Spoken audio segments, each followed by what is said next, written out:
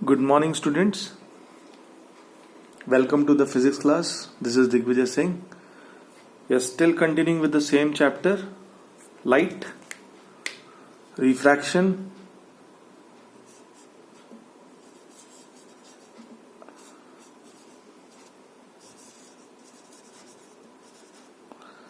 we are dealing with refractive index.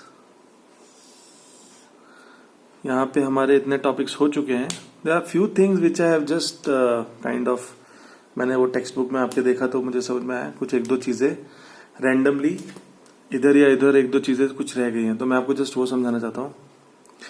पहला है laws of reflection, laws of refraction. आपको याद है लॉज ऑफ रिफ्लेक्शन? इसको समझाने के लिए मैं जस्ट लॉज ऑफ रिफ्लेक्शन में एक बार बता देता हूँ. लॉज ऑफ रिफ्लेक्शन,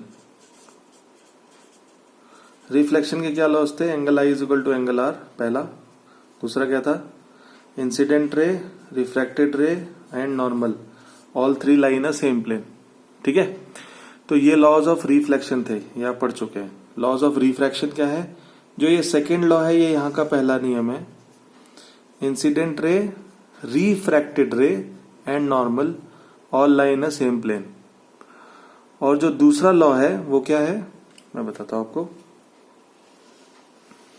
क्योंकि अब ये टॉपिक आप पढ़ चुके हैं तो आपको अच्छे से समझ में भी आएगा. दूसरा लॉ है साइन ऑफ. आप ट्रिग्नोमेट्री में शायद पढ़ चुके हैं, साइन, कोसाइन, टेंजेंट, ये सब पढ़ चुके हैं.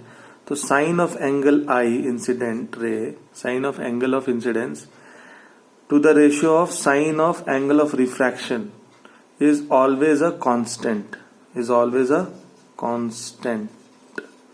के तो ये जो कांस्टेंट है आपको बुक में सिर्फ कांस्टेंट की तरह दिया है, क्योंकि आपको रिफ्रैक्टिव इंडेक्स पढ़ाने से पहले दिया है.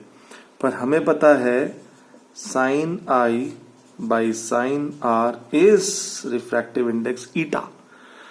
तो ऑफकोर्स वो कांस्टेंट ही होगा ना. कोई भी एक गिवन मीडियम के लिए, एक मीडियम 1 है, एक मीडियम 2 है, उसमें अगर रिफ्रैक्शन हो रहा है तो या तो ये बेंड टुवर्ड्स नॉर्मल होगा या तो अवे फ्रॉम नॉर्मल होगा.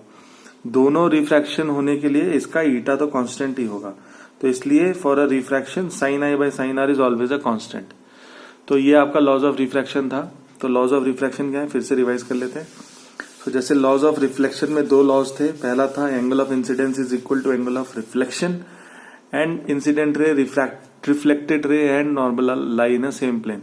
सिमिलरली लॉज ऑफ रिफ्रैक्शन में रिफ्रैक्शन है, ये ध्यान रखिएगा, कंफ्यूजन नहीं होना चाहिए.